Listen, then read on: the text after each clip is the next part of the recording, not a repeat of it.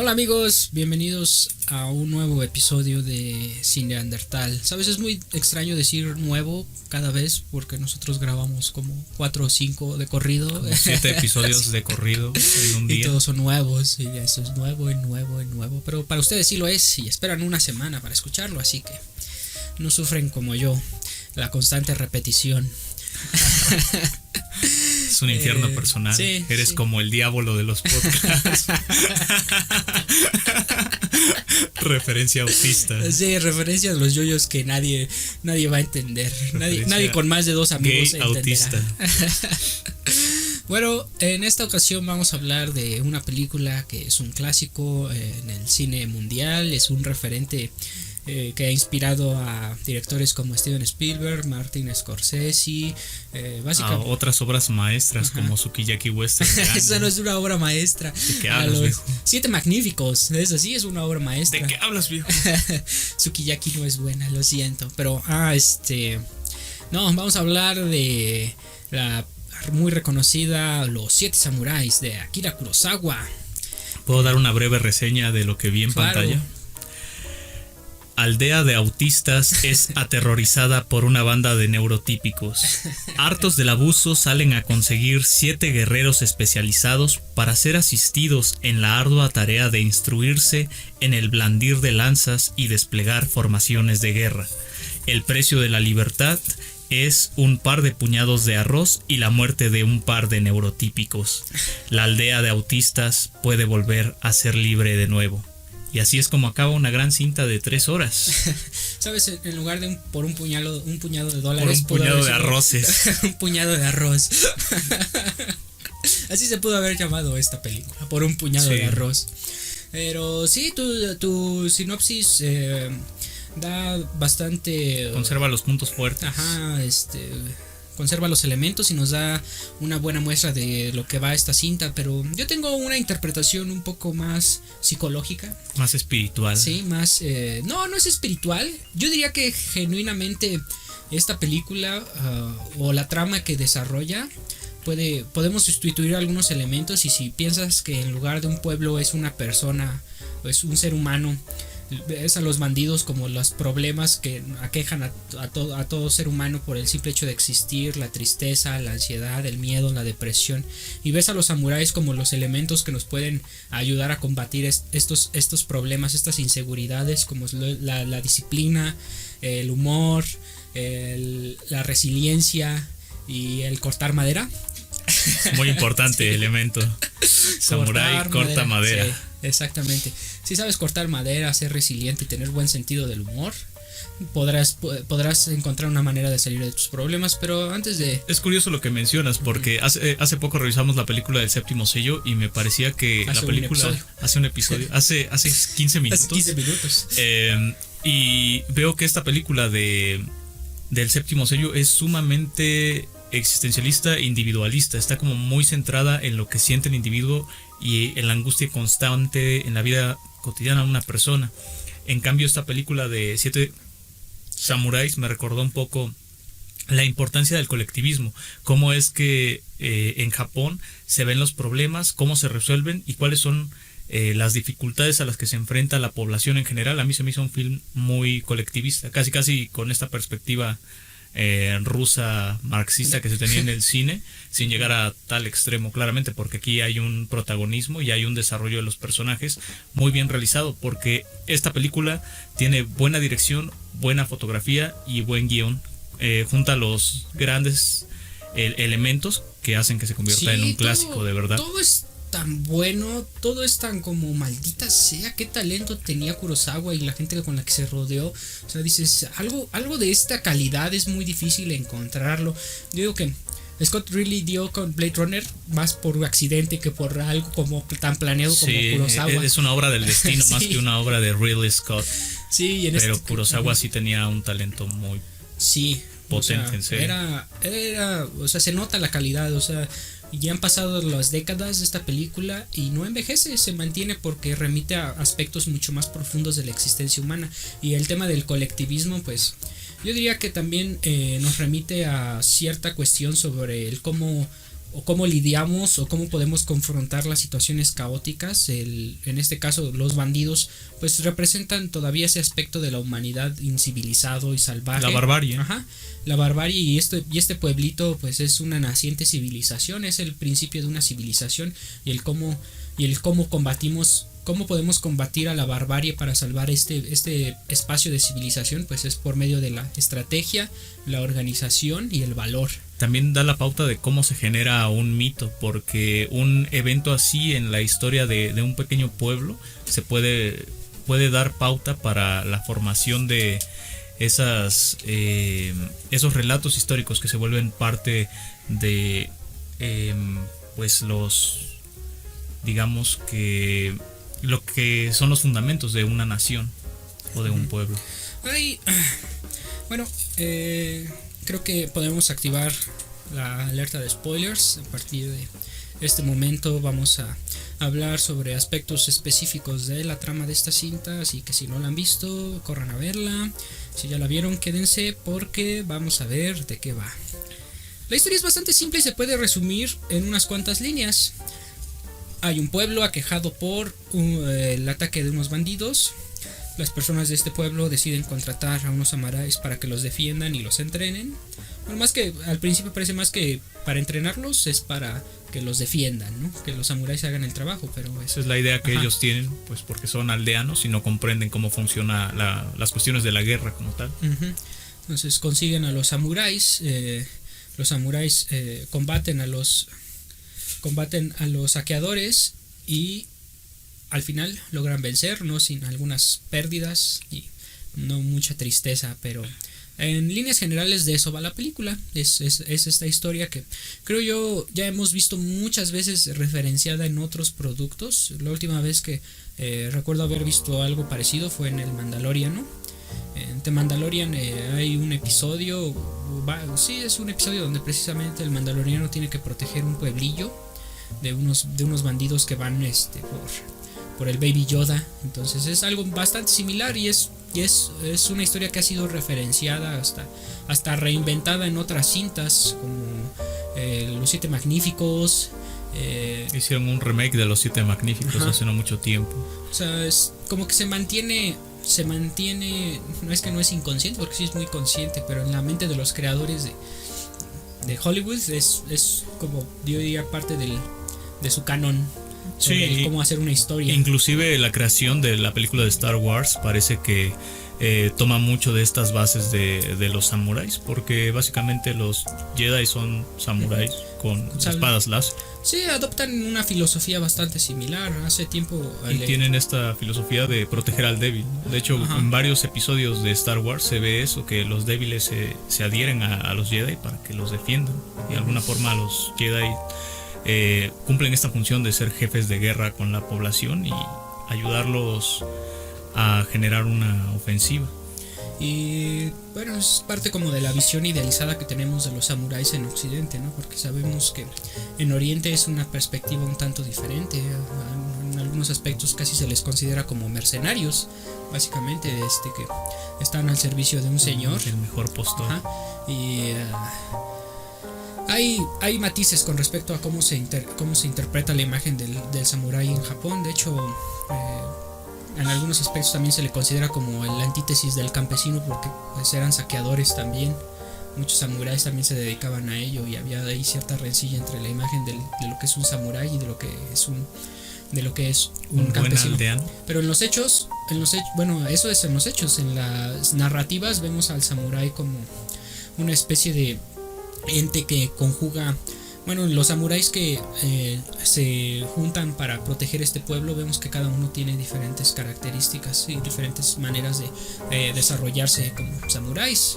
Uno, por ejemplo, podría ser como el Mad Max Samurai, ¿recuerdas? Porque hay una escena donde el tipo se mete al bosque para robarles un rifle a los bandidos, sí, y regresa con el rifle y así en pose seria. Eso es tal cual. Hay una escena en Mad Max Fury Road donde Max va a matar al tipo que los está persiguiendo en el coche y regresa con el volante, una bota y con la sangre así. Dice, está sangrando. No es su sangre. O sea, eso es tal cual, es esa escena, es igual. Está completamente copiado. Sí. Este samurái es muy muy interesante porque se llama Kikuchiyo y es el elemento como de comedia que tiene el bueno, film. no, ese es otro. Yo hablaba del que es como muy disciplinado. Sí, Pero, ¿sabes? él es Kyuso. Ajá. Antes de ir desglosándolos así con respecto a la batalla, habría que iniciar como por donde da comienzo la película. Vemos que hay un campesino que estaba haciendo sus cosas de campesino y casualmente escucha a los bandidos acercarse al pueblo y escucha que en cuanto termine la cosecha van a llegar para quitarles lo que han trabajado, ¿no? Y ya nos dan a entender también que ya han ido varias, que no es la primera vez que van. Los campesinos ya saben de su existencia. Tienen, ¿no?, un robo rotativo. Sí, dicen, si los vamos a robar ahorita, pues no van a tener nada porque hay que esperar a la cosecha. Sí, y ya venimos a robarles, ¿no? Y ahí atacaremos.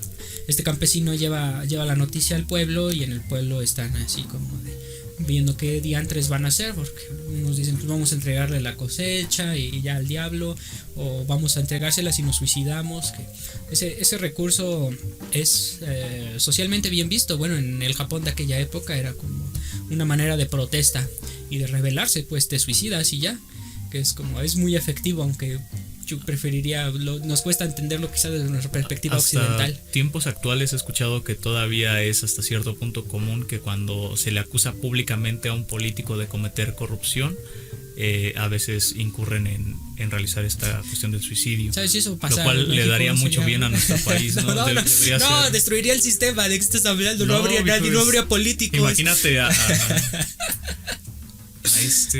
¿cómo se llamaba el que dio en vez de las medicinas de cáncer? Sí, a Duarte. Agua con sal. Duarte. No, pero no, viejo, si eso pasara, acabas con todo el sistema. No queda nadie. Es el punto, viejo. Es una revolución estilo Joker. Nos cae la anarquía así, pero pesado. No podremos quejarnos del sistema, pero al menos nos permite existir un poco. Digo, y si desaparece el sistema, caería la anarquía, viejo. Llegaría el ejército y habría una imposición militar. Una renovación de verdad. No. Una renovación de todos los valores. Sí. Como propone Nietzsche. No me gustaría vivir en un mundo así, pero sería terrible. Sí, en Japón el tema del suicidio, pues, no está imbuido de una concepción completamente diferente a como la tenemos en Occidente. Y puede ser una herramienta honorable para librarte de la opresión, una manera de protesta, una manera para salvar tu propio honor. Una salida honorable de un asunto deshonroso. Sí, es exactamente, pues ya nadie te puede cuestionar ni nadie te puede atacar si estás muerto. Y bueno, entonces en el pueblo se discute y van con el viejo del pueblo, que vendría a ser como el patriarca. Qué bonito, ¿no? Bueno, el patriarcado. No, bueno, como está planteado ahí, porque él es reconocido como una figura de autoridad, quizá no tanto por ser un hombre, sino porque es un hombre viejo, y tiene mucho conocimiento. Entonces él es el que sabe, ¿no? Y le preguntan como, ¿qué debemos hacer? Y él da la idea, pues a mí de niño cuando vivía en mi aldea, llegaron y jodieron todo, pero hubo una aldea que contrató a unos samuráis y esa se salvó, ¿no? Dices, ya, bueno, cuando los viejos eran los jefes de las tribus. Por su conocimiento. Porque como la tecnología no había avanzado tanto, pues ellos ya habían visto todo lo que sucedía en el mundo. Ahora no pueden estar actualizados y por eso son relegados. Ahora debe ser el polo contrario, ahora no le debemos hacer caso a los viejos. Ahora los niños son los que tienen el control, por eso TikTok es una empresa multimillonaria ahora. Tiene sentido tu visión de la realidad actual, pero bueno. Entonces este campesino y otro grupo de campesinos van a la ciudad, podemos ir a una protociudad feudal a buscar samuráis, y dan primero con uno que logra salvar a un niño de un secuestro. Digamos que es el samurái líder. Ajá. Es Kanbei. Él me gusta mucho algo que dice. Yo tengo mucha experiencia, no tengo ningún talento en especial, pero tengo mucha experiencia, aunque todas fueron derrotas. Sí, eso es lo que define su personaje. Tiene conocimiento, pero yo digo que ese es el conocimiento más valioso de todos, porque ahora que ya ha sido derrotado tantas veces, ya sabe qué hacer para no ser derrotado. Tiene de nuevo. El poder de la experiencia, viejo. Sí, o sea, como que yo preferiría escuchar la opinión en un combate combate de alguien que ha sido vencido muchas veces, porque que de alguien que siempre ha ganado. Ya sabe lo que se tiene que hacer, que se tiene que hacer para no cometer el mismo error. Sí, O puede razón. que sea retrasado, sea muy imbécil, ¿no? Pero al menos en este no es el caso, porque el hombre es genuinamente es sabio y es noble, tiene un buen sentido del humor. Y además es un líder de guerra curtido por el fracaso. Me recordó un poco a la figura de Gladiador. Ves que era como un jefe de guerra él y de pronto cae en la desgracia. A él está como en las mismas circunstancias. Bueno, pero la idea es que este de los 7 samuráis nunca cayó en la desgracia porque nunca salió de ella, ¿no? Sí, algo así. Viene de derrota en derrota. Nació de la desgracia. Tal vez estuvo como con ciertos nobles y perdió una guerra muy fuerte con ellos y por eso pasó a ser casi un vagabundo. Dicen samurai. que es un ronin, o sea, los ronin se supone eran samuráis que fracasaron en su servicio haz de cuenta que tenían ahí un señor, su señor feudal, por así decirlo. El señor feudal se muere en la guerra y pues estos samuráis tienen dos opciones: o se suicidan porque fracasaron en su juramento, o siguen vivos pero se vuelven ronin. Y eso es un ronin. Sí, y eso es lo que dice el anciano de la aldea, que incluso el oso sale del bosque cuando está hambriento. Entonces la idea es ver a los samuráis que están desesperados para que acepten este trato, porque les van a pagar solo con puñados de arroz. Sí, pues no van no van por lo mejor, van por lo que puedan encontrar, que son samuráis que hayan fracasado. Y de hecho vemos como también el extremo del fracaso de los samuráis cuando los campesinos llegan a esta ciudad y se hospedan en una casucha, y ahí hay un samurái al que está en un rincón, y cada vez que como que los vagos que viven ahí también le hacen bullying, y cuando el samurái se quiere defender despiertan al vagabundo gordo, y el vagabundo gordo le hace cara al samurái, ¿no? Y el samurái se asusta y se va a su rincón. O sea, ya ese es el colmo de la desgracia en el mundo de los samuráis. El tipo ya ni siquiera tiene la fuerza para defenderse, o sea, tocó fondo en el aspecto de su identidad. Pero bueno, entonces llegan a la ciudad y primero contactan con este hombre que logra salvar a un niño. ¿Cómo dijiste que se llama? ¿Quién? El líder. Boss. Kanbei. Lo vamos a llamaré Boss, The Boss. Tenemos al jefe, y el jefe pues al principio es renuente porque dice, pues ni me van a pagar bien, ni siquiera puedo hacerlo porque... Creo que lo que más le preocupa es que sabe que él solo no puede hacer todo ese trabajo, y piensa que es muy difícil que otros samuráis acepten trabajar en esas condiciones. Entonces a él lo que le importa es conseguir a más personas que se unan a su causa. Se une también en ese momento, aunque no de manera oficial, pero está con él ahí un jovenzuelo samurái que todavía es muy inexperto, y él quiere que lo adopten que lo adopten como discípulo, ¿no? Pero es Katsushiro. Katsushiro, pero el jefe pues está renuente, ¿no? Dice, no tengo ganas de enseñar, ni es como el momento. Pero le ayuda. Lo ve demasiado joven y poco preparado, y eso lo desanima un poco en su tarea de mentor. Pero sí es algo que tú mencionas, que se ve muy cansado también.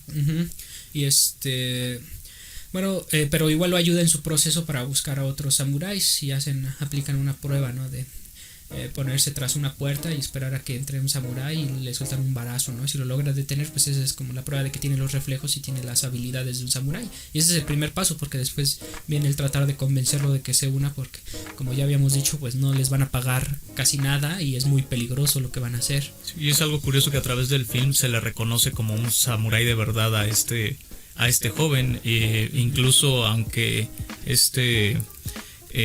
Kikuchiyo parece que tiene más habilidades y es más valiente, no se le reconoce como tal. Es que, bueno, Kikuchiyo también aparece casi al principio de la cinta cuando conocemos al jefe, porque él es testigo de cuando logra salvar al niño, y vemos que es como bastante fanfarrón y gritón y algo callado, ¿no? Como que está ahí a la distancia, no se acerca. Un poco soberbio. No sé si es soberbio, es más como, es que es como un niño, o sea, mentalmente parece un niño, y también su conducta es como de soy muy malo, y soy un samurái también. El mejor samurái. Pero al parecer no sé si se quería acercar al líder, a este Kanbei, porque quería su mentoría o porque quería retarlo. Parecía que tenía como esta actitud entre respetuosa y hostil, que al final no se decide por no hacer nada, y lo único que lo lleva a formar parte de esta travesía y de esta guerra es el alcoholismo. Es lo que lo acercó a un gran fin. A mí me parece que genuinamente buscaba ser su discípulo, pero eso sería aceptar que él no era un verdadero samurái o que no tenía el conocimiento que presumía poseer. Ahí está su soberbia. Ajá, su soberbia le impedía y no tenía, se ve que tenía muy pocas habilidades sociales en general para interactuar con otras personas. Era medio un paria, también se vestía como un vagabundo, o sea, genuinamente era un excluido. Su espada parecía que ni siquiera era funcional, como que era nada más para aparentar que era un samurái. Pues mi teoría es que él no era un samurái realmente, porque hasta te lo dicen más adelante, ¿no? Que él era hijo de campesinos. Él está en el medio, digamos que él es el puente entre los samuráis y los aldeanos. Los aldeanos, porque también ayuda a que se puedan integrar y que puedan desarrollar la dinámica. Porque él es el que conoce cómo funciona la psique de los aldeanos, ¿no? Porque de hecho cuando los samuráis llegan al pueblo no son recibidos por los aldeanos porque ellos tienen miedo de que, entre otras cosas, se lleven a sus hijas. Entonces es algo que también les dice el viejo, ¿no? Ustedes se preocupan por sus hijas, pero deberían de preocuparse primero por sus cabezas, ¿no? Por el hecho de estar vivos.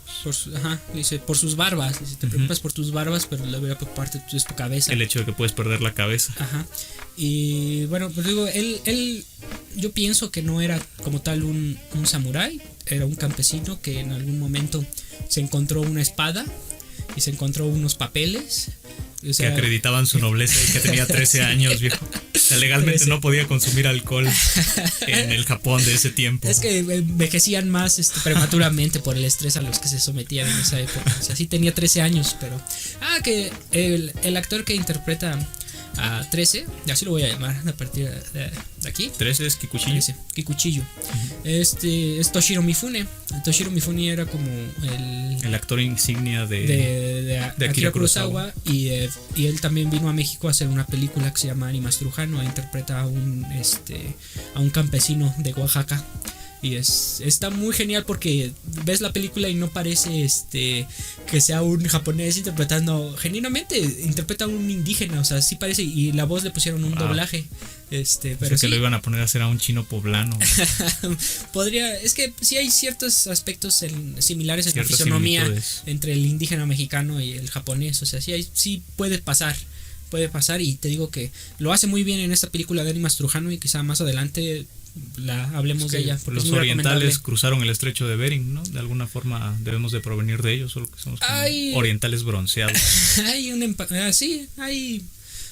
Pues todos al final de cuentas somos familiares de una u otra manera. Ahí estamos emparentados. E incluso en las personas de las poblaciones más alejadas y más aisladas hay un parentesco con todos, con una persona al otro lado del mundo. Así funciona esto. Pero bueno, tenemos a 13, tenemos al jefe, tenemos a... El samurái que es perfecto, falta. Sí, el samurái Kyuso. que ese podría ser así de un anime, ¿no? Yo sí dije, este tipo podría salir en un anime como el samurái badass, el que es imbatible. Y aparte, desde que nos lo presentan, creo que la película nos empieza a vender eso de que el tipo tiene un corte perfecto, o sea, no se equivoca en nada. Constantemente cuando se nos presentan nos empiezan a decir que él es muy bueno, que el otro tipo con el que va a pelear ya está perdido. Sí, pues hasta se ve, yo no soy un conocedor de combates en la espada, o sea, se ve que adrede se hizo que el tipo con el que combatía en su primera escena pues, se mostrara nervioso y tembloroso, ¿no? Y él está quieto y está completamente en control de su cuerpo. Desde ahí te das cuenta que evidentemente su técnica es superior, ¿no? Y cuando sale lo del empate y le dice, no, pues o sea, yo te gané, realmente solo me contuve, ¿no? Te pude haber matado, o sea, dice, y el otro pues está luchando por un empate. Sí, está luchando por unas tablas, ¿no? Y lo mata, pero no porque quiera, sino porque el otro lo obliga. Yo creo que esto me generó una gran impresión porque he visto esta película 2 veces y lo único que recordaba de esta segunda vez que volví a ver la película es que ese tipo era el mejor de todos los samuráis. Entonces me dejó una gran impresión. Bueno, el mejor. Su presentación. Pero en cuanto a técnica. Cada uno tiene algo. Tiene una característica. Unos cortan madera y otros era comediantes de stand-up. Sí, es que había uno que, por ejemplo, se integró a la compañía más bien porque quería conocer gente interesante, ¿no? O sea, como que estaba más preocupado. Estaba muy solo. Ajá, estaba muy solo y dijo, pero eso también nos habla de algo no me meto bien en una interesante, guerra ajá, sobre para conocer gente. ajá, sobre en general cualquier tipo de proyecto en el que te lances, o sea, laboral, personal, etc. Pues Sí, si lo vas a que hacer, hay tienes que hacerlo con personas con las que un puedas montón de personas interactuar. que llegan por un montón de circunstancias distintas. Ujú. Pero el tema de que puedas fomentar una sana interacción en un grupo, eso va a hacer que la tarea o el proyecto que se tenga que desarrollar llegue a mejor puerto, o sea, se pueda concluir de mejor manera.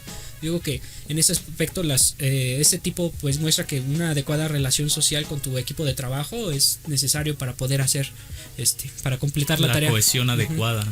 Sí, o sea, y aquí ya damos como el salto a la psicología laboral, ¿no? Sí, Esta película inspiró a psicología positiva. Sí.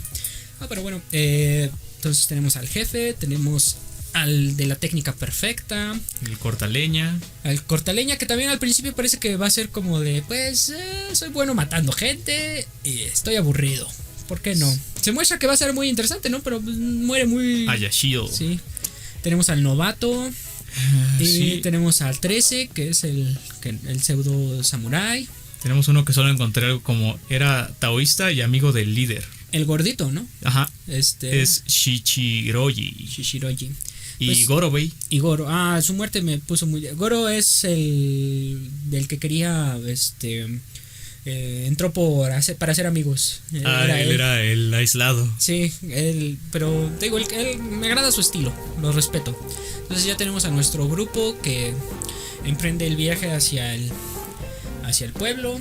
Hacia la defensa de estos aldeanos. Ajá, vemos como el 13 pues todavía nos integra, lo sigue a la distancia. Eso también le digo, eso ya Es lo muy vi. simbólico Ajá. eso. El Ajá, personaje que no se ¿no? Que integre. no es un samurái de verdad. Sí, él no es un samurái, pero curiosamente Pero- también la propaganda de la película, él es siempre casi el que está al frente y es el que ocupa más espacio en todos los pósters. Sí. Como la figura central. Sí, pero porque en cuestiones de actuación yo creo que fue el personaje sí. que más demandaba.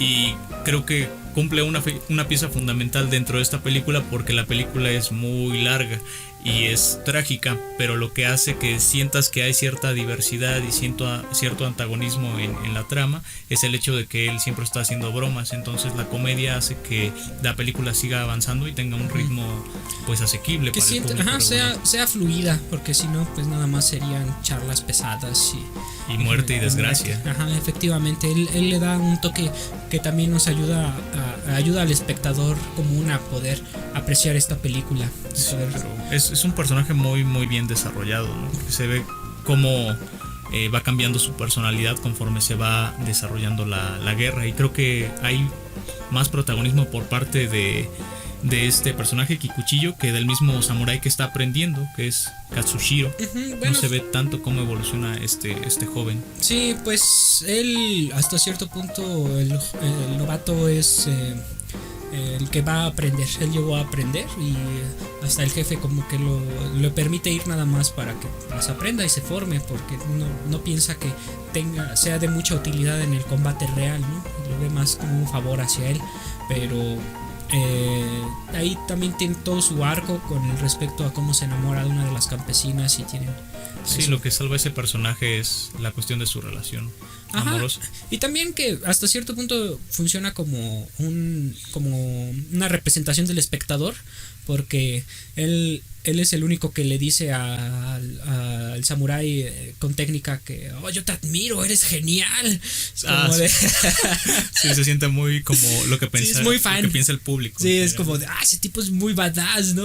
Yo quisiera decírselo y él viene a decir a estar en la película y decirle lo que el público piensa al respecto de su trabajo. Puede ser un vocero del público. Sí. Sí, genera identificación porque también por lo mismo de ser más inexperto, de ser el que menos experiencia tiene en esto del combate, pues también llega a aprender y uno, pues nosotros nunca hemos estado en una situación como esa, entonces es más fácil empatizar con él que con el samurái de la técnica perfecta o con el jefe, porque no tenemos su sabiduría ni su experiencia. Sí, definitivamente es como el extremo joven de esta película, el que va a aprender. Ujú. Y bueno, llegan al pueblo y no son recibidos porque la gente les teme, piensan que van a abusar de sus mujeres, ¿no? Pero ahí es lo que tú nos comentabas sobre. Sí, los recibe el anciano y el anciano les empieza a explicar la situación, ¿no? Y como Kikuchiyo ve que no son recibidos por la gente y él sabe que el trabajo le plantea unas circunstancias injustas, ¿no? Entonces yo creo que a él eso en parte lo molesta, ¿no? El hecho de saber que va a recibir poco por el hecho de inmiscuirse en una guerra. Ni lo aprecian. Ajá, por ello. y dice, bueno, pues ahora yo voy a hacer que salgan para que nos vean, ¿no? Entonces a él se le ocurre activar esta alarma que los campesinos utilizaban para saber que los vándalos estaban llegando a su pueblo. En ese momento, cuando sienten miedo, todos salen y conocen a los samuráis. Entonces aquí se nos presenta otra vez que Kikuchiyo es ese puente que va a existir entre los samuráis y los aldeanos, porque comprende la psique de los dos y él se queda en el medio, ¿no? Digamos que él es el ejemplo de la templanza aristotélica, ¿no? Él estando en el medio es como llega a ser efectivo y a cumplir su papel dentro de este grupo de samuráis. Y algo que, bueno, que Kikuchiyo, más que interactuar con las personas del pueblo, interactúa con los niños. Y si te das cuenta, está más tiempo rodeado con los niños y los niños se ríen de sus bromas y él como que tiene una mayor interacción o conexión con estos chicos. Pero eso es como hacer política para él y para su grupo, porque llevarse bien con los niños es una aceptación que le va a hacer quedar bien frente a los demás pobladores. No sé si él genuinamente busca esto porque es demasiado inocente. Pienso que... puede ser que no de manera consciente, pero sí genera esta ganancia. Y yo creo en cuanto a la cohesión que van a formar los aldeanos y los samuráis. Esos niños son al final la justificación de que los samuráis estén ahí, porque hasta ellos mismos lo dicen, ¿no? O sea, nosotros al final cuando acaba el combate, pues los campesinos fueron los que ganaron, nosotros perdimos. O sea, a pesar de que sobrevivimos, perdimos amigos, sí. Y los únicos que ganaron fueron ellos. Entonces, ¿por qué estaban ahí? O sea, a pesar de que tengas tu código, a pesar de que tengas una reglamentación que te obliga a hacer lo correcto, que en este caso es defenderlos, aún así pudiste haber dicho que no, pudiste haber, desde el principio en el que no fuiste bien recibido, pudiste haberte apartado, ¿no? Pudiste haberte alejado de la tarea. Sí, ¿no? verlo como una ofensa.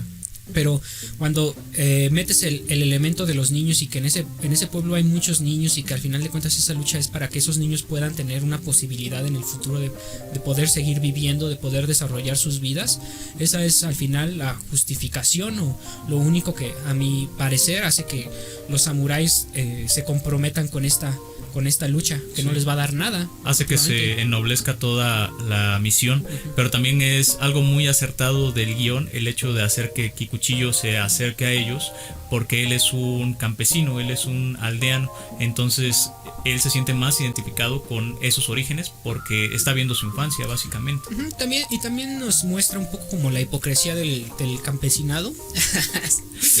Debemos invitar a los duques y campesinos. El campesinado también se está aquí como así, queriendo hacer pasar la víctima de manera excesiva, porque demuestran que tienen más alimentos, tienen más cosas de las que les dijeron que tenían. Y es algo que les dice Kikuchiyo, los aldeanos lo tienen todo en verdad, y en algún punto cuando están festejando los samuráis se dan cuenta porque ellos sacan sake, sí. Y ellos pues, no sabían que los aldeanos tenían acceso a esas materias. Ese tipo de alimentos les hacían creer que pues, estaban en la pobreza, en la miseria total. Cuando pues tampoco era así.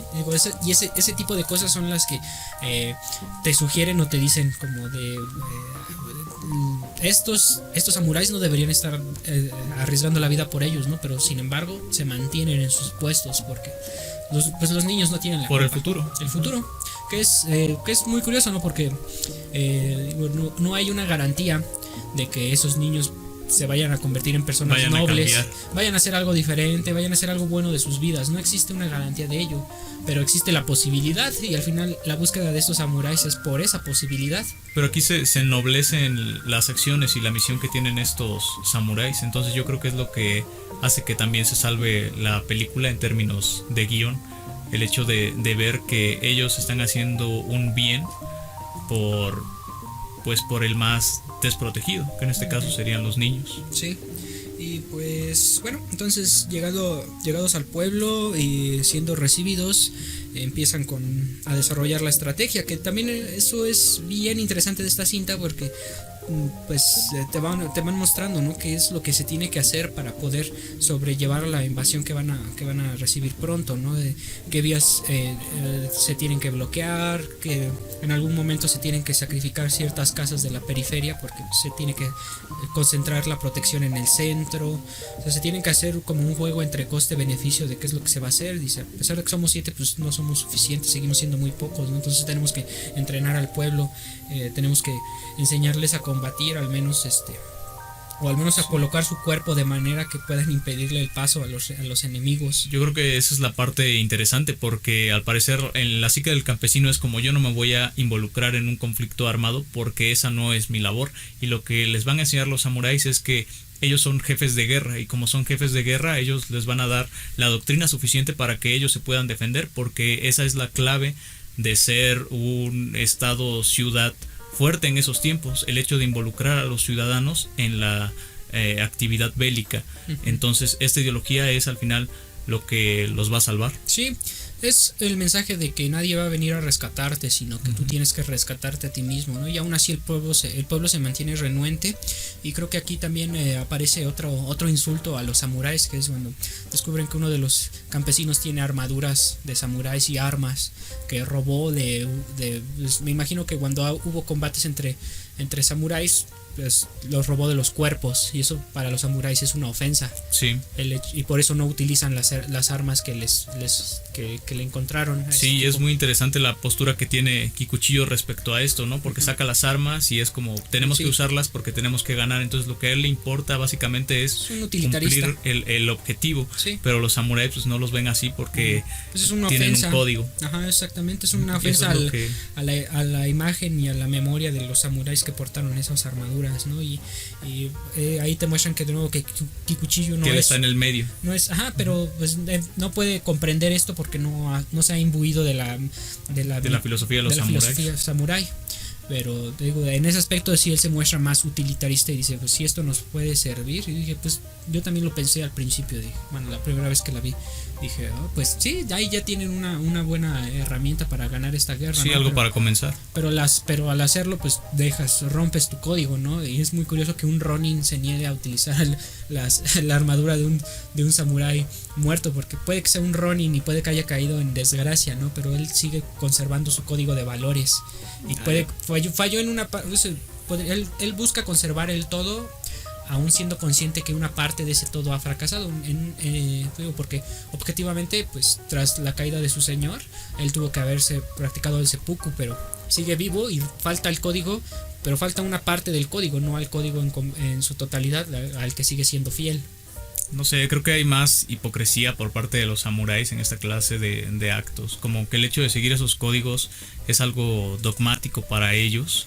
Y pues en las guerras que habían entre señores feudales en el oriente se mataban entre ellos de todas formas. Entonces, ¿cuál es el punto de matarse entre ellos y después no utilizar esas armaduras de samuráis muertos? Porque el asesinato per se no es percibido como una manera, como algo negativo, es parte del trabajo del samurái, el matar a otro, o sea, y la muerte en sí misma no es deshonrosa, pero te digo, la deshonra viene cuando utilizas las armas. Eso era lo malo para ellos. Eso era el asesinato en combate pues no es moralmente negativo en su cosmovisión, pero te digo, ya cuando haces uso de ese tipo de rapiña, el código se ve violado. Es que te digo que si nos quedamos como en la perspectiva utilitarista, pues estos samuráis conocen la estrategia, conocen los pasos que deben seguir para poder repeler la invasión, pero ese conocimiento utilitarista está enmarcado dentro de una cosmovisión general. Y en esa cosmovisión, estas actividades de rapiña son consideradas negativas. Hay algo como bien, algo reprobable. Son reprobables, pero son parte de ese cuerpo de conocimientos que a la vez le da las herramientas para poder combatir adecuadamente a los invasores. Pero bueno, aquí me recuerdo un poco a la Ilíada de Homero, donde te cuentan que cuando había combates ocasionalmente apareció un dios y el dios influía valor a sus influía valor a sus guerreros y les metía miedo a los otros, ¿no? Entonces los griegos eran muy conscientes de que en un combate real, en ocasiones las sensaciones que se despiertan, bueno, que ellos adjudicaban a los dioses, eran lo que podían determinar la batalla. Que un bando tuviera miedo y el otro se sintiera envalentonado porque consideraban que un dios estaba de su lado, podía decidir la batalla, aunque pues evidentemente quizá no había un dios de su lado, solo eran unos tipos. Sí, era más psicología de las masas que otra cosa. Era la psicología del momento, las sensaciones que se pudieran despertar en el momento, ¿no? Ellos tenían toda una interpretación sobre cómo se podía ganar ese favor, ¿no? Si tú honrabas a los dioses, si tú presentabas el debido tributo, el dios iba a intervenir en el combate y te iba a dar a ti valor, y a tu rival le iba a dar el miedo, ¿no? Sí. Tienes esa cosmovisión general, pero también en su cosmovisión está el cómo debes combatir, el cómo debes arrinconar al enemigo, el cómo debes moverte. Toda la estrategia. Toda la estrategia. La estrategia está imbuida en esa cosmovisión mística. Entonces, y ellos no pueden separarlo, no pueden distinguir una cosa de la otra. Yo creo que ellos no ven diferencia, está todo junto. El modo como entendemos ahora la guerra prescinde completamente de esa concepción mitológica y se ciñe netamente al utilitarismo, al cómo destruir al mayor número de enemigos en el menor tiempo posible y sin las con la menor pérdidas. Cantidad de recursos. Exactamente, se volvió completamente eso. Pero digo, los samuráis no pueden separar esos dos aspectos porque están unidos, pero hay una ruptura al final en la cinta. Cuando ves que el enemigo está usando armas. ¿Las armas de fuego? Está usando armas de fuego. Esa a mí me parece una ruptura simbólica entre estas dos perspectivas, la perspectiva estratégica imbuida de mitología y la perspectiva utilitarista, porque los rivales ya no están yendo a una cuestión honorable de cómo deben ser los combates, se saltan la cosmovisión y van por lo que resulta más práctico. Es como la llegada de Oriente, de los westerns ahí, ¿no? Con la llegada de Occidente. Sí, no diría que es... Bueno, sí podría ser una visión occidental, pero yo no sé si sea netamente de Occidente o si también algo así surgió en Japón, ¿no? Pero vemos que al menos en cuanto a esta cinta en particular, pues el elemento del rifle, de que se use un arma de fuego, pues ya es una ruptura de los valores de cómo debe desarrollarse un combate en la estructura de los cómo samuráis. Debe ser la guerra, ¿no? Exactamente, o sea, te digo, es un paso hacia el utilitarismo.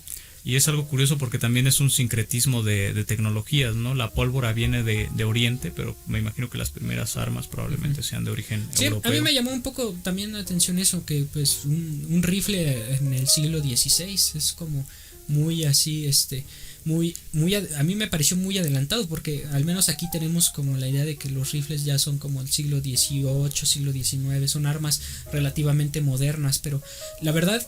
Estuve investigando un poco y resulta que sí, en Japón ya tenían armas de fuego, mucho antes de que se desarrollaran en Europa y en cualquier otro país, pero las dejaron de lado por lo mismo de que consideraban que era deshonroso combatir con ese tipo de armas. Ya, eso es terrible. No sé si en es Occidente terrible. Sucedió completamente lo contrario, porque ellos veían como algo muy malo el hecho de que utilizaran armas como la ballesta o estas masas que creo que se llamaban Morning Star. Uh-huh. Y ellos lo veían, los caballeros de Occidente lo veían como algo deshonroso. Sin embargo, poco a poco pues las ballestas fueron lo que fue siendo como el armamento regular de los ejércitos de ese entonces. En Occidente hubo un periodo en el que también existió esta era del caballero y de cómo se debían desarrollar los combates, ¿no? Creo que el Quijote hace una muy buena burla de eso, porque sí, de cómo todo eso se terminó. Sí, se acabó, o sea, y al final pues cuando Cervantes va a la batalla de Leopanto, pues ahí ya es una guerra ya industrializada completamente, ya se usan armas de fuego, ya tienen a su disposición todos estos elementos que hacen que el combate sea más como lo entendemos hoy en día, ¿no? Ya no ves a un caballero enfrentándose a otro, ni cada uno declarando sus intenciones al principio, ni deseándose suerte, ¿no? Eso ya se acabó. Sí, hace referencia a la muerte de esos valores. Uh-huh. Y creo que en esta cinta, como tú lo comentas, es lo que sucede, ¿no? Es pues la renovación de los valores y la muerte del mito de los samuráis, uh-huh. Porque pues también a los samuráis aquí se les ve en decadencia, ¿no? Al final nos dicen que es un sistema que no funcionó porque se están muriendo de hambre. Entonces... Sí, son vagabundos virtualmente. Uh-huh. Se vuelven mercenarios. Pero digo, curiosamente el el tema de la institución del samurái, el concepto del samurái, pues se mantiene todavía en Japón hasta principios del siglo XX. O sea, es una institución que con todo y cómo nos muestran que en esta cinta, en ese momento histórico ya estaba en un estado decadente, se logra mantener porque Japón es un país reconocido principalmente a nivel mundial por la preservación de sus costumbres y sus tradiciones, y el hecho de que fueron muy herméticos durante buena parte de su historia y que lo siguen siendo, a pesar de con todo este tema de la globalización, pues siguen teniendo usos y costumbres que son mucho de su país exclusivamente. Me acuerdo que hay por ahí una revistilla, estaba revisando una revista de corte católico y hablaban sobre el tema de cómo se había intentado evangelizar Japón y pues cómo se fracasó casi rotundamente. O sea, es muy difícil introducir ideas nuevas en ese país, o ideas que no surjan de manera orgánica en su propia estructura. Sí, es algo curioso porque recuerdo que en algún punto los exploradores europeos mencionaban que llegar allá y darles algo nuevo, ellos lo veían como una moda, pero simplemente como eso, algo que iban a utilizar e iban a desechar inmediatamente y solo lo ocupaban como algo superficial. Sí, y nada más quedan como anécdotas. De hecho, recuerdo hay un museo en el que hay una espada samurái con un grabado cristiano, que es de un samurái que se hizo al cristianismo, y eso es lo único que queda, nada más fue uno de toda. Pero algo intento que también creo que se vuelve simbólico en su cultura es el hecho de que muchos mangakas y muchos animes o mangas que nosotros consumimos tienen una influencia cristiana. Por ejemplo, Trigun hace referencia a las cruces. En Evangelion se ve que tratan de rescatar como esta idea de los escritos del Mar Muerto. Sí. Cuando atacan los ángeles se ven cruces. Y hay pues autores que quieren incorporar esta filosofía cristiana en la forma en cómo ellos ven la ficción. Entonces, de alguna forma siguen retomando este mito. Si no mal recuerdo, creo que en JoJo's, en la parte 7, se menciona este mito del cuerpo de Cristo, ¿no? Sí, y se hacen referencias a Jesucristo directas. Y gira en torno, bueno, está muy relacionado el concepto del cuerpo de Cristo en ese arco. En ese arco, porque pues, va de una carrera que es y el ganador va en Estados Unidos. Va a tener el cuerpo de Cristo. Y o sea, sí hay, bueno, es muy interesante, ¿no? Como son básicamente extranjeros analizando alguno de los pilares de nuestra propia cultura, son sus propias interpretaciones, y desde su perspectiva pues sí es válido que haya una carrera por Norteamérica para obtener el cuerpo de Jesucristo. Y por eso creo que a muchas señoras cristianas, ¿no? El hecho de simplemente no les gusta el póster por eso no les gusta JoJo's Bizarre Adventure ni Evangelion en general. Y hasta creo que sí hubo como mucha presión cuando se intentó transmitir en televisión abierta, o cuando hasta en televisión de cable, ¿no? De presión aquí de no, eso no se puede, se llama Evangelion, hace referencia. Es que simplemente el nombre creo que alborota a la gente, y cuando ves el anime no tiene casi nada que ver con la religión. Tiene muchas cosas cabalísticas, mágicas, pero es una mezcla. Tiene un poquillo todo es una reinterpretación de cómo oriental llegó la vida a la tierra, o sea. Ajá. Nada tiene que ver con el cristianismo, muy poco. Toma elementos, sí, toma nombres, toma conceptos, pero genera una propia mitología sobre realmente cómo son las cosas, porque pues sí, solamente toma los nombres y se inventa una historia distinta. En el elemento bíblico pues Dios crea el paraíso y nos crea a nosotros a imagen y semejanza, y los ángeles es una cuestión de extraterrestres. Y aquí pues, y Dios te quiere, y los ángeles vienen a exterminarnos, o sea, tiene los nombres, pero es una historia completamente diferente, no hace referencia. Historia de extraterrestres. Pues con tintes psicoanalíticos, con una carrera. Sí, creo que aquí hablamos de cine, viejo, no hables de anime. Sí, ya podríamos poco a poco hablar se va volviendo frikioso. Vamos a terminar hablando de Love Live y de JoJo's Bizarre Adventure. La película de los JoJo's podría ser. Tiene que ser la película de Evangelion. Las películas de Evangelion también, los Rebirths, son películas. Sí, parte de este capítulo lo empezamos con una broma de Diablo, obvio. Y ahí está. Sí, creo que desde ahí perdimos a las dos personas que nos escuchaban. Me levanté con el pie izquierdo. Pero bueno, es que. Bueno, entonces, ¿qué pasó más con esta trama, viejo? Ya ni me acuerdo en qué quedamos. Estábamos juntaron, llegaron al pueblo. Cómo concebían ellos la guerra y por qué rechazaban esta idea de utilizar las armas de un samurái caído. Sí, pues. Porque para ellos era importante. Hay un librillo que tengo aquí al lado y del que quisiera hablar solo un poquito en este podcast, que se llama La ética del samurái. en el Japón moderno de Yukio Mishima. En este libro lo que Mishima hace es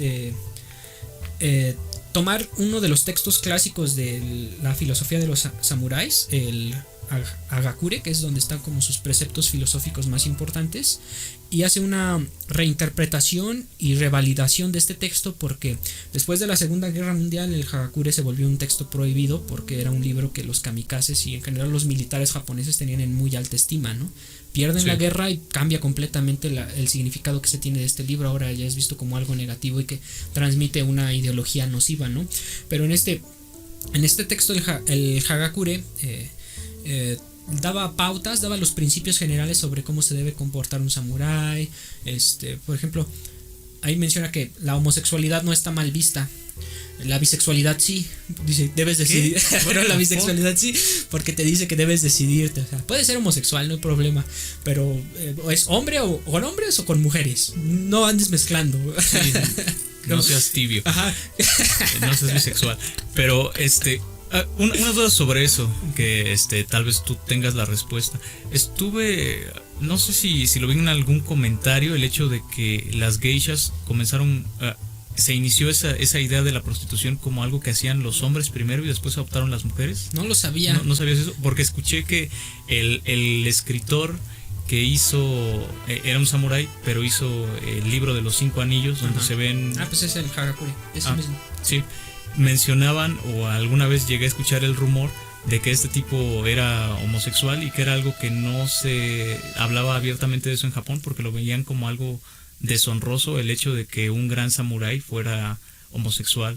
Pero no sé si eso es cierto, pero si dices que ellos veían como algo... No, la homosexualidad, o sea, pero es que también el samurái no podía tener como relaciones duraderas, y lo que recomiendan en este texto es como los Jedi. Ajá, pero lo que te recomiendan es como de, puedes estar enamorado, pero no debes confesar ese amor, porque cuando lo confiesas decae. Y eso es algo como muy cierto, ¿no? Siempre tenemos en alta estima los romances que no pudieron ser, y porque los idealizamos. Florecer es caer, ya lo dijo Sukiyaki Western Django. Sí, bueno, está bien, esa frase se la acepto porque tienes punto de razón. Pero es cierto, cuando un amor se vuelve real, pues decae, ¿no? Y lo mejor es tenerlo en el plano de lo ideal y de cómo pudo haber sido. Y así también es una de las recomendaciones del Hagakure. Y digo, pues, pero, venía a colación este texto porque en él se exponen algunos de los principios de cómo debe ser un samurái, que también hay Yukio Mishima, él decía que venía de ascendencia de samuráis, lo cual era una mentira que se inventó porque el tipo venía de familia de campesinos. Sí, aplicó un kikuchillo otra vez, viejo. Sí, pero... y ahí pues te mencionan algunos aspectos sobre la cosmovisión, y es precisamente ahí de donde tomo esta idea que te había mencionado sobre, pues no pueden separarlo, lo pragmático, las técnicas concretas de la mitología, de la cosmovisión general. Y pues seguimos en que llegan al pueblo, empiezan a entrenar a la gente, la estrategia, que es como wow, yo que juego mucho Ages of Empires, digo, todo esto me sirve, lo estoy tomando nota. Así tal cual, viejo. Y ves por ejemplo cómo los entrenan en la lanza. Eso en Ages of Empires tiene una razón. Bueno, yo lo entendí porque haz de cuenta, tienes un lancero, tienes 3 lanceros contra un caballero. El caballero tiene bonus de ataque porque por estar en el caballo, no tiene más fuerza de ataque porque está en un punto elevado, ¿no? Pero cuando hay un grupo de lanceros se utilizan contra caballería, como exactamente. La ley de guerra, ¿no? Ajá, por lo mismo de que igual que en el ajedrez, cuando pones cierta formación de peones, es como si utilizaras lanceros, que funciona contra los caballos. Es un poco, no sé, es un poco diferente. No funciona así. Pero probablemente. Pero no funciona así, viejo, lo siento. En el ajedrez al menos no así, pero sí digo, mira, todo esto inspiró así Ages of Empires, así tal cual la estrategia y las técnicas, porque a veces a mí me gusta más jugar en Ages así como crear una fuerza de ataque así super masiva, un montón de caballeros y dices, pues sí, mucha estrategia, ¿no? Pero ¿qué haces contra una horda que no deja de venir y no deja de Sí, tú juegas estilo ruso, ¿no? Sí, o sea, donde necesitas 10 hombres, tú mandas 100. 100, ajá, sí. Si puedes hacer una partida así, a mí me resulta más entretenido, pero sé que es como la manera más vacía y más tonta de jugar, porque cero táctica, ¿no? Sí, cero táctica, pura fuerza bruta. Digo, sí, es como yo debería jugar Age of Empires, como se plantea en esta película. Planeas Aquí está la filosofía de Age of Empires. Ajá, pones aquí a 5 personas y vas a cerrar este camino, acá mueves para acá, así es como debe hacerse. Me gusta porque genuinamente se nota una investigación sobre cómo se desarrollaba un combate en aquella época. De hecho, no sé si recuerdas, hasta en el principio se mencionan los créditos a las personas que realizaron la investigación histórica. O sea, no. Pues Mel Gibson, así es como se hacen las cosas. No nada más dices, voy a hacer una película de mayas y los pones a comer corazones en la selva, viejo. Maya ficción es un nuevo género del cine, viejo. O sea, bueno, Mel Gibson es como un buen estándar porque también en Corazón Valiente está plagado así de imprecisiones históricas. Como primero pagarle a alguien para que haga una investigación y te dé los elementos sobre los que tú construyes tu narrativa. ¿Qué no pasó? Sí, que si no terminas así con cada cosa, no, pero en esta cinta sí hubo una investigación para intentar ser lo más fidedignos a lo que pudo haber ocurrido en un contexto como este. Por eso en Age of Empires hay un código con el que puedes sacar un cochecito que dispara balas, viejo. Por eso en esta película no viste BMW, algo así. No viste el cochecito. Creo que sí es un BMW. Demonios, viejo. Pero por eso en esta película no vas a ver un BMW disparando balitas. Hablando sobre la continuidad de esta cinta, lo siguiente relevante sería la avanzada que avientan los bárbaros. Sí, sus primeros ataques. Pero antes de eso, fíjate, hay otro elemento que, si no mal recuerdo, se mencionó en el Hagakure, que es como si tú tienes la oportunidad, suelta tú el primer golpe. Y eso es lo que hacen estos samuráis cuando saben dónde está el campamento. Cobra Kai, ¿no? Ajá, sí, strike fierce, strike hard, no mercy. Pues sí. Pero sí, en cuanto se dan con la localización del campamento, pues ¿para qué esperamos? Vamos primero nosotros a atacar. Y van a quemar su campamento. Y me gusta mucho su criterio de tú hombre mueres, tú mujer vives. No queman el lugar y van escapando las personas que están ahí dentro. Bueno, las mujeres sobreviven porque pues no son parte del ejército. Las son mujeres sus siempre concubinas. Han sido un recurso valioso. Y ahí hay también una cosilla bien llamativa, ¿no? Que hay una mujer que estaba en ese campamento y que era la esposa de un aldeano. De uno de los aldeanos, ¿no? Y él intenta salvarla, pero ella prefiere irse a quemar, ¿no? Porque siente que ha sido deshonrada. Bueno, mi interpretación es que la mujer se sabe deshonrada. Posiblemente la secuestraron. Sí, sabe que no puede regresar a su vida normal después de haber sido violada por un montón de bárbaros y haber convivido con ellos. Sí, o sea, no tiene cara para vivir con su esposo y prefiere la muerte, ¿no? Y ahí se da la muerte más absurda también de uno de los samuráis cuando intenta ir por el campesino para llevárselo. Caen en el lago y se golpea y muere. Como que yo recordaba que le habían disparado. Sí, creo que en mi mente lo hice más intenso. No le dispararon. El tipo va por el aldeano, lo saca, se caen en el lago y cuando se intenta levantar de nuevo se cae y ya, y se lo tienen que llevar así. Es como de la refriega para salvar al aldeano. Es como de, ¿en serio? ¿Murió por eso? Creo que era el de la madera. El cristiano. Sí, el más importante de todos, viejo. ¿Cómo pudo morir así? Sí, como pensé que el samurái de la madera. Sí, viejo, qué decepción.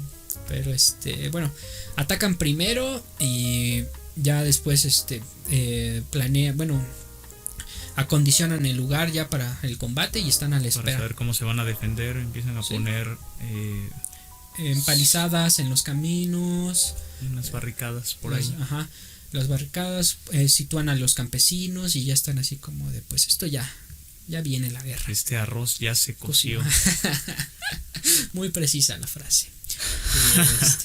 Y pues sí, ahora sí ya viene el ataque. Con arroz viejo. Por un puñado de arroz.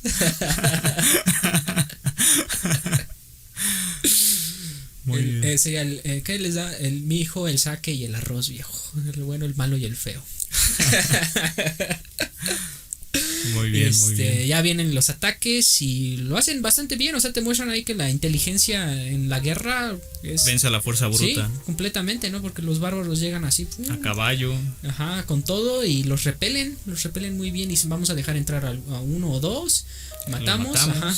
Y así nos vamos riquis triquis. Sí, de a poquito. Ajá. Es muy parecida a la estrategia que utilizaron en 300, ¿no?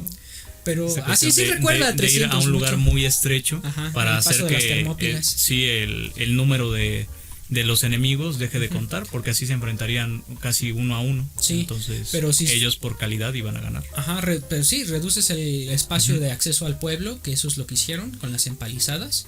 O sea, limitas el acceso y solo en un punto, y ahí es donde Y concentras. empiezas a matar de a uno por uno. Sí, sí, me recordó en muchas partes a 300. Dije, mira, sí, es así tal cual también. Sí. Y luego montan las guardias de noche, ¿no? Porque los bárbaros intentan acceder. Me imagino que intentan hacer la troyana, acceder de noche sin que nadie los vea y abrir las puertas de la ciudad, o bueno, del pueblito, que tengan acceso los bárbaros, ¿no? Y pero los logran repeler. El patriarca muere, porque pues, yo ya me voy a morir, me quiero morir en el molino. Ya estoy viejo, sí, déjenme morir en paz. Se va a morir al molino y el molino arde. También más o menos en este tiempo es cuando Kikuchiyo hace su hazaña de ir por un rifle. Bueno, me hazaña entre comillas porque descuida una posición y es para ahí, me da a entender que es después por donde lograron entrar. Exacto, esto demuestra como el carácter que tiene el personaje, ¿no? Que es testarudo y tiene valentía de sobra, Rambo, que llega a la estupidez, porque a él le encargaron cuidar una posición y le dicen, pues, ¿qué hubiera pasado si hubieran llegado ahí los bárbaros y tú no estabas? Entonces algo que él vio como una muestra de valor, en verdad es una muestra de responsabilidad en cuanto a sus funciones de guerra. Sí. Y es algo que se repite en Sukiyaki Western Django también, porque a un tipo, no compares. A un tipo le dicen, tienes bolas pero no tienes cerebro, y le disparan en las bolas. Sí.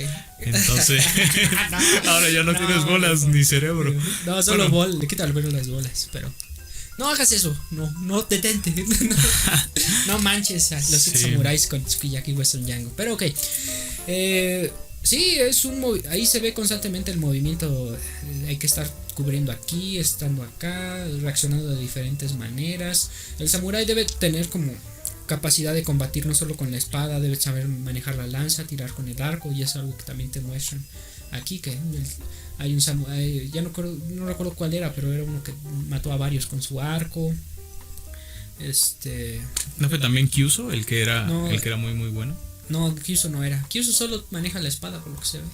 Nunca lo vi con ninguna otra arma, pero fue otro. Creo que el gordito fue el que usó en algún momento el arco, o el simpático. Probablemente Gorobei.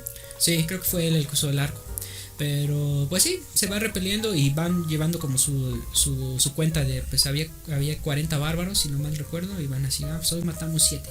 Hoy matamos 3. Sí, llevan un diario de muerte. Sí, porque pues así es, debes llevar como un registro para saber si sí les estás pegando, ¿no? Y saber la estadística de la guerra. Más o menos cuándo va a terminar la cosa, ¿no? Porque por ellos, quizá para los bárbaros 1 o 2 pérdidas no es la gran cosa, ¿no? Pero para los samuráis una pérdida pues, sí es algo muy peligroso porque son muy pocos. Entonces, creo que nos avecinamos al final de esta cinta. ¿Hay algo más que contar respecto a la guerra? La guerra, pues vencen nuestros samuráis. De poco a poco matan a todos. Y después lo único que queda es el amor entre el samurái joven, que es Katsushiro, y este niña, que era una mujer que intentaron hacer pasar por hombre para que no se la dieran los samuráis, pues se enamoran, lo cual sucedió. El gran miedo del papá se hizo realidad. Sí, si tanto lo temes, va a ocurrir, viejo. Mejor no le hubieras jugado al vergas y le hubieras dejado su pelo. Y ya tenía un suegro samurái. Sí, que ahí también estaba embarazada, nunca lo sabremos. Como que hace pensar. O eso.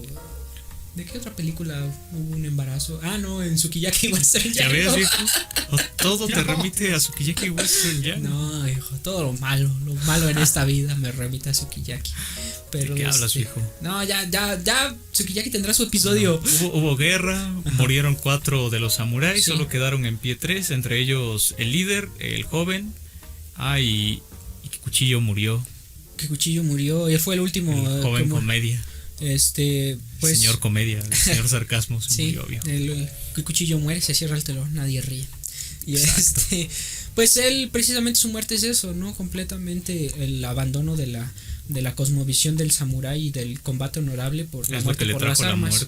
Sí, también al hombre al de la técnica impoluta también lo matan con él. O sea, pues son las únicas maneras en las que pudiste haberlo matado, porque en combate él era imbatible, en combate cuerpo a cuerpo, como debe ser, el combate samurái era imbatible, y y el 13, Kikuchiyo, yo digo que también era imbatible, pero no porque tuviera técnica, sino porque era pura energía. Demasiado valiente. Sí, era demasiado valiente, o sea, no lo podías matar. Y además, podríamos decir que funciona como una especie de protagonista. Para mí es el protagonista. Es quien más se sigue en ciertas partes muy importantes de la cinta. O sea, también con esta idea de que pues nosotros no somos samuráis ni podemos adoptar ese régimen de vida, pero él al no poder, él al no serlo, pero pretender, también genera cierta identificación, al igual que el novato. El híbrido, sí. El samurái invertido.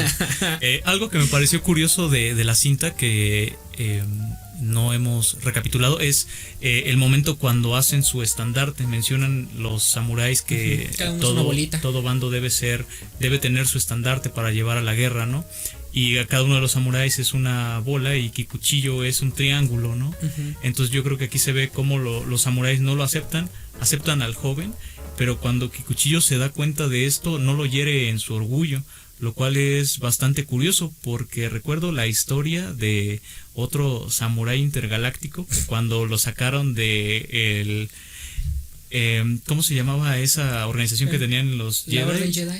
Ajá, que estás en el consejo, pero no te damos el grado de maestro, y ya eso hace que pierda los estribos y de pronto se vuelve Darth Vader. Sí. ¿Qué demonios? ¿Qué no viste los 7 samuráis? Sí, bueno, pero Kikuchiyo, o sea, creo que a él no le ofende porque él mismo es consciente de que pues, no es un samurái, pero a la vez agradece el ser considerado y estar representado dentro del grupo. Sí, o sea, no eres uno de nosotros, pero estás dentro. Aparte, tal vez el hecho de que lo consideraran exactamente alguien distinto y dentro del grupo lo hace como más orgulloso y honorable para él, como verse dentro y no ser respetan su esencia, ni lo otro. Sí. Lo hace como algo más valioso eso para él mismo.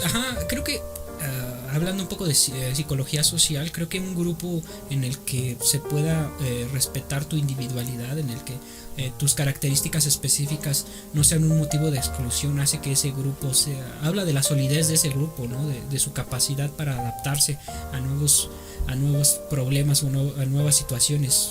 Que este grupo acepte las características, al final de cuentas hace que también se pueda nutrir de lo que Kikuchiyo puede traer consigo, que es en primer lugar que sean aceptados en la comunidad. Esa fue la sabiduría de los samuráis en ese momento, el hecho de ver a Kikuchiyo como lo que realmente es, ¿no? Este híbrido que ni quería ni podía ser samurái, pero que el hecho de integrarlo al grupo hacía que se sumaran las fuerzas en vez de restarlas, y por eso lo incluyen y lo aceptan como uno de ellos sin ser uno de ellos. Sí, te digo, y trae beneficios. Yo me pregunto si realmente los samuráis hubieran podido sobrevivir sin la intervención de Kikuchiyo. O sea, habla como del hecho de que hay que aceptar, un grupo tiene que aceptar cierto grado de libertad, cierto grado de diferencia, algo que se escape de lo homogéneo para poder subsistir, para poder garantizar su sobrevivencia. Sí, es para poder obtener esos beneficios que da la diversidad, ¿no? Sí, entonces digo que ese juego también es muy interesante. Entonces, en vez de Seven Samurai se debería de llamar Seven Kikuchillos. no, porque siete Kikuchillos hubieran sido la muerte segura. Desastroso. Los hubieran matado en el primer asalto. Entonces, no, 6 samuráis y un Kikuchillo, así debía llamarse. 13 Samurai. 6 samurai y un Kikuchiyo. Y un Kikuchiyo, es el título perfecto para esta cita. Sí, tienes razón, hasta el estandarte iba a estar como más en onda. Sí, tendría más sentido. Sí, ¿por qué se llama Seven Samuráis si solo hay 6 samuráis? Oye, tenías razón, ¿te acuerdas cuando estábamos hablando de la lista de películas y tú mencionaste 6 samuráis? Y yo te dije, son 7, viejo. ¿Ves? Por eso el arquetipo de Yu-Gi-Oh solo se llama 6 samuráis, porque no reconocieron a Kikuchiyo como el séptimo samurái. Sí, tienes razón. Yu-Gi-Oh, ahora ya estás hablando de Yu-Gi-Oh. Viejo, nadie nos va a escuchar. Qué profundo. Sí, ya solo nos escuchaban nuestras madres, viejo. Ahora ni eso. Sí. Bueno, entonces creo que llegamos al fondo de esto. No sé si quieras agregar algo más respecto a esta cinta. Tiene algo que solo he visto en otra película, en lo que el viento se llevó. Un intermedio. No he visto otra película. ¿Capítulo 2? Ajá, no capítulo 2, intermedio. O sea, literalmente un espacio de 5 minutos para que vayas al baño. Bueno, no sé qué versión tengas tú, pero en la mía, literalmente a la hora 40, Pantalla negra con unas palabras que dice intermedio, que dura 5 minutos. Yo creo que aquí tiene que ver con la versión de la película, pero he visto que películas largas lo suelen hacer para que las personas salgan al baño. Más que la versión era el formato, cuando en ese entonces, hace unos... A mí me llegó a tocar, no recuerdo qué película fue, pero... a mí me tocó en Fanny y Alexander. No la he visto. Pero sí, a mí me tocó que en un momento, pues una cinta que era particularmente larga, tenía un momento a la mitad para que salieras a comprar o para que fueras al baño, ¿no? Y ahorita, eso ya fue, eso ya no hay. Ya no hay ni siquiera... Bueno, te iba a decir el irlandés, pero esa salió en Netflix, dura 5 horas, ¿no? De Martin Scorsese. ¿5 horas? Sí, deberíamos hablar de ella. Se hubiera hecho una maldita serie mejor, viejo. Dura sí, 3. Pensaba que duraba como 3 horas. No, dura 4 o 5 horas. Ahorita podemos buscarlo, pero te digo, tal vez esa sí le hubiera quedado hasta 2 o 3 intermedios. Pero el asunto es que fue para Netflix, entonces posiblemente igual sí puede haber quedado, ¿no? Pues como una serie de 10 capítulos de 30 minutos, no sé. No sé, pero no queda, viejo. O sea, es Martin Scorsese, no va a hacer series, o sea, ya está muy viejo para empezar con algo nuevo. Si haces buenas películas, haz películas. Solamente películas. Sí, no, o sea, series como que...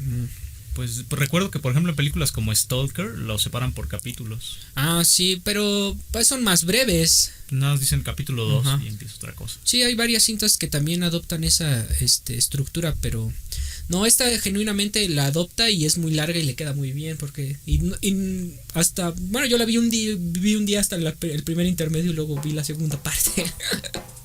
O algo que pasaba con el DVD que tengo de Goodfellas es que tiene el lado A y lado B, entonces se acaba una parte y tengo que sacar el DVD y voltearlo y hasta la segunda parte. Sí, es como ahí está el intermedio, viejo. Sí ocurre también con los VHS, que luego compraba Titanic, venía como en un paquete de 3 VHS. Oh Dios, el horror. Sí. El horror. Pero bueno, ¿qué más con respecto a Seven Samurais? Bueno, creo que vale la pena verla. Yo le doy 9 de 10 cuchillos a esta cinta memorable, que es madre del western y también de los samuráis. Es madre y a la vez se nutre, porque también ya había previamente cintas western de las que Akira Kurosawa era muy fan, en especial de las películas de Robert Redford. Que después también, o sea, es como cíclico, te digo, se nutre y a la vez nutre. Es un continuo de nutrición y de plagios. Retroalimentación. Y de plagios, porque creo que hasta Akira Kurosawa en algún momento demandó al tío que hizo la adaptación de Los Siete Magníficos. No fue por una adaptación que hicieron de Rashomon, pero que le cambiaron el nombre. Demandó y luego dijo que ganó más dinero por la demanda que por lo que ganó con la película. Sí, yo creo que esa película de Reservoir Dogs podría haberse llamado Seven Bandidos. Es que, bueno, Tarantino, que es como el maestro te voy a plagiar, pero no de los robos. No tanto como para que tengas elementos para demandarme. Exacto. Pero yo creo que esta película tiene algo que me encanta, que es muy compleja, tiene cosas bien interesantes, pero le da un tratamiento que hace que cualquiera pueda verlo y pueda entenderlo. Y a mí creo que es el mérito de toda buena obra de arte, que no está dirigida para un público minoritario, para una cúpula intelectual, sino que está dirigida al público mayoritario. Para todo público. Y no es basura, no es entretenimiento vacuo, tiene una muy buena estructura, tiene un buen tratamiento, es como darle ópera a las masas. Yo creo que lo más importante o el gran mérito de este guión es el hecho de que, a pesar de tener tantos personajes dentro de esta historia, a todos les da un buen desarrollo. Menos al de la madera. Bueno, sí, ese tío faltó un poco de imaginación. Sí. Pero en general todos los personajes se sienten que están ahí por algo y no son desperdiciados. Y eso es un gran mérito cuando tienes tantos personajes. Sí, tiene demasiados, pero todos tienen una carga simbólica y, como mencionas, tienen una razón de estar y te explican algo sobre la condición humana, te dan una muestra de la condición humana, que eso es de lo que va. Muy bien trabajados. Esto es algo profundo, no es la última película de Slobodsky donde se puso una botarga de vaca, viejo. Aquí vas a hablar de cosas profundas. Ya vamos a empezar con la guerra ya caímos a ese nivel en el que vamos a hablar más de otros podcasts para que la gente nos escuche. Para incluirse en el multiverso. Sí. Después sale Slobodsky inventándote la madre durante 30 segundos. Sí. Josué. No, un respeto a... ¿Cómo se llama su Le podcast? mandamos un respeto al eslobo a la y pitorrisa. a la cotorrisa, viejo. Máximo respeto, pero... Pues véanla, yo le doy un... es que es de lo mejor que he visto en general en mi vida. Podría decir que es de esas cintas que digo, valió cada maldito segundo y que veo y reveo y que no termino de analizar porque tiene algo, siempre tiene algo. Es una obra de esa clase. Son esas películas clásicas que no se acaban, son infinitas. Y sí, entonces Inmortal. yo le doy, sí, así, yo podría darle el 10 solo porque podría darlo, pero me niego porque en mi mente todavía tengo esa idea que me decía un maestro del 10 solo es para Dios, el 9 es para mí, para ustedes es el 8. Yo no le daría el 10 porque todavía espero ver algo mejor. Sí, porque la vida sigue, ¿no? Y porque sé que en algún momento encontraré una película que diré, wow. No le doy el 10 porque el Joker es el 10. El Joker no puede ser el 10. Sukiyaki Western Porque Django es el Western 10. Django es el 10. No, pero véanla, amigos, y coméntenos qué les pareció. Y ya se lo saben. Si les gustó, manita arriba, compártanlo. Síganos en nuestras redes: Facebook, Cineandertal. Y pongan recomendaciones. Sí, háblenos, díganos qué les pareció esta cinta y alguna que hayan visto y que quieran que hablemos. No vamos a hacerlo, pero pónganlo, es importante. Leemos todos los comentarios porque solo son como solo hay 2 uno por video. ¿2? Ese es el más visto. Bueno, es nuestro top seller. Nos escuchamos la siguiente semana con otra película. Adiós, amigos. Adiós.